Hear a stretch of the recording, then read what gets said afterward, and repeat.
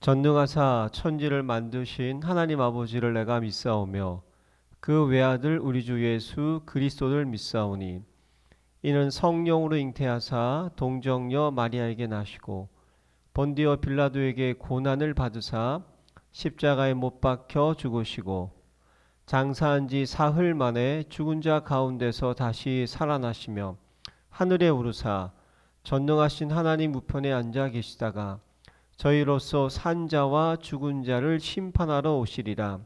성령을 믿사오며 거룩한 공회와 성도가 서로 교통하는 것과 죄를 사하여 주시는 것과 몸이 다시 사는 것과 영원히 사는 것을 믿사옵나이다. 아멘. 하나님 아버지가 주신 영적 신분 선포문. 나는 전능하신 창조주 하나님의 당당한 자녀다. 나는 이전 것에서 완전히 거듭난 새로운 피조물이다.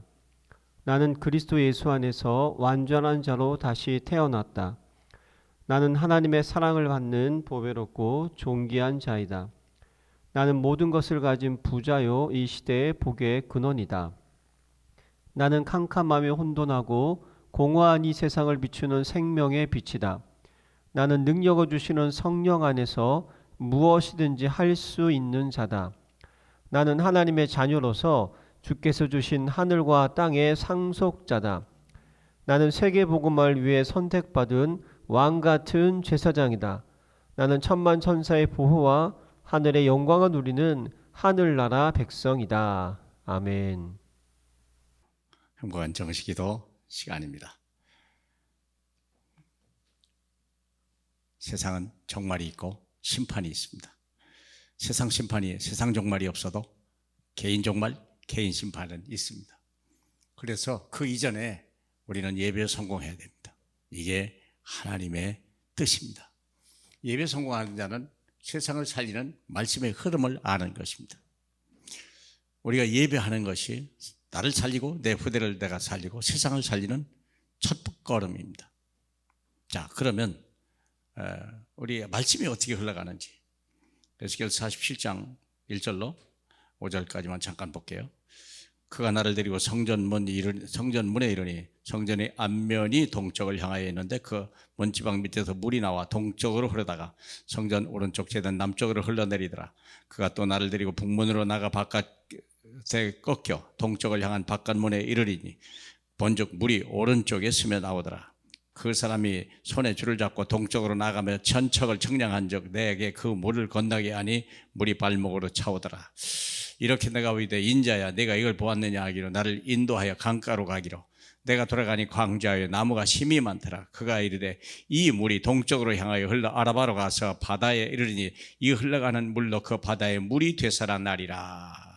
얼마나 놀라운 얘기입니까? 세상도 그래요. 모든 강물이 없이 바다만 가지고는 살 수 있는 게 아니죠.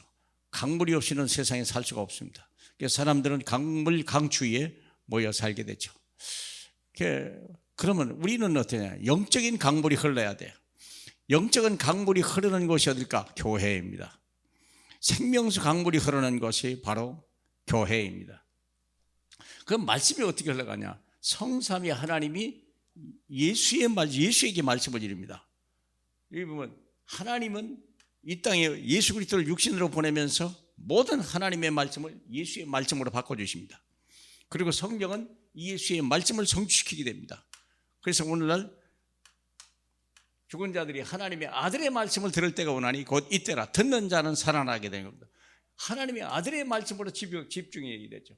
아들의 말씀이 어디로 있냐? 기록된 말씀이 이제는 강단 말씀으로 목사님들을 통해서 교회에 선포되죠. 그러면 이 말씀으로 첫째 듣고 모델이 될 사람이 장로와 중직자들입니다. 이 말씀 아멘하고 먼저 이 말씀을 가지고 그 말씀을 성취시키기 위해서 움직이는 분이 장로 중직자입니다. 그러면 이들이 보고 따라서 성도나 새가족이 따라가는 거죠. 어디까지 가냐? 이 들은 말씀이 내 문제 있는 직장, 내 사건이 있는 현장까지 갈 수 있어야 돼요. 그래서 강물이 흘러가게 만들고 하나님의 생명수 강물이 어디까지 가냐? 여러분이 직장까지 흘러가야 돼요. 그래서 직장 전도가 아주 중요하다는 겁니다. 직장에 가서 강단의 말씀이 내가 주일 가서 이런 말씀을 들었는데 목사님이 이런 말씀을 주셨습니다. 우리 이대로 이렇게 한번 해봅시다. 그게 해답을 주는 자예요. 그러면 그 직장은 복을 받게 되고 문제가 해결되는 것입니다. 그러면 보세요. 이것이 하나님이 흐름뿐만 아니라 미션입니다. 그것이요. 그렇게 하라는 거예요. 이렇게 해야 세상을 살리는 거예요. 사도행전 2장 중요한 말씀인데요. 초대교회가 생기고 나서 베드로가 얘기를 했는데 베드로가 준 말씀을 가지고 이제 이들이 마가다락방에 모였잖아요. 마가다락방에 모여서 뭘 했냐? 사도의 가르침을 받고 서로 교제하며 떡을 떼며 오로지 기도에 힘쓰더라. 이것이 각자 알아야 될, 이 말씀을 들은 사람들이 각자 받아야 될 강단 메시지를 가지고 다시 한번 가르침을 받아야 되고 또 보고 그리고 서로 교제해야 돼요. 포럼하라.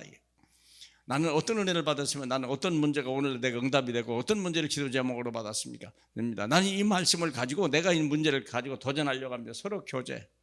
그래서 떡을 떼며 서로 한 몸을 이루는 거예요. 같은 떡으로. 그래야 같은 식구죠.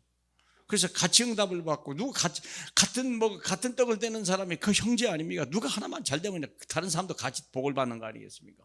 그래서 또 오로지 기도에 힘쓰더라. 왜 기도합니까? 하나님의 기록된 이 말씀의 강단 말씀이 내 현장까지 성취되기 위해서 오로지 기도에 힘쓰는 거예요. 내 말씀이 내 안에 뿌리 내려야 돼요. 내 영혼 속에, 내 심령 속에, 내 생각 속에 뿌리 내리고 각인되고 체질될 때까지. 그래서 내가 말씀대로 살아가는, 말씀을 실현시키는 거죠. 그렇게 되면 원네스 교회가 되는 것입니다. 예수 그리스도는 교회의 머리요 너희는 예수 그리스도의 몸이다. 그리스도와 우리는 원네스가 되는 것입니다. 절대 분리가 안 되는 것입니다. 성삼위 하나님이 원네스를 이뤘습니다. 하나님은 사람을 만들 때도 모든 만물을 만들 때도요 원네스를 만들어 왔습니다. 그래서 모든 만물이 하나님 말씀에 움직이도록 그렇게 놨습니다. 사람을 만들 때도 하나님의 형상을 따라 만들고 그리고 하나님의 형상을 회복한 자들이 세상을 그대로 원네스 될 때 세상은 변화가고 세상은 정해가는 것입니다. 세상은 다 각각 제각각 자기 말을 합니다. 그러나 우리 교회만큼은 하나님의 한 분의 말씀을 듣는 것입니다. 그래서 이 말씀을 가지고 있는 분이 교회 예수 그리스도요. 이 말씀대로 살고 움직이는 것이 바로 성도입니다. 그래서 각 지체가 각 부분들입니다. 하나님이 모든 지체를 사랑하시고 약한 것 같을지라도 일단 예수 믿고 구원받고 하나님의 자녀가 됐다면요, 하나님은 그 사람을 축복하고 그 사람을 그때부터 떠나지 않게 하고 치료할 뿐만 아니라 복받게 만들어 놓고 강한 자로 만들어가는 거예요. 증거 있는 인생으로 만들어가는 겁니다. 사랑하는 여러분, 흔들리지 마세요. 예수는 그리스도 모든 문제 해결자입니다. 강단 말씀을 붙들고 강단 말씀을 버리지 마세요.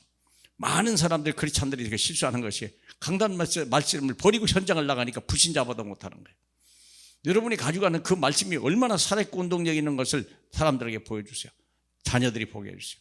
그러면 놀라운 일들이 벌어질 것입니다. 오늘이 바로 그날 되길 주님의 이름으로 축복합니다. 하나님 감사합니다. 하나님 말씀이 살아있고 운동력이 있어 자유의 날선 검보다도 예리하다고 그랬사오니 우리 혼과 간절과 골수를 찔러 쪼개게 하여 하나님 앞에 우리가 정말 벌거벗은 같이 모든 것이 다시 한번 우리가 재창조되는 놀라운 시간 되게 하옵소서. 예수님 이름으로 기도합니다. 아멘.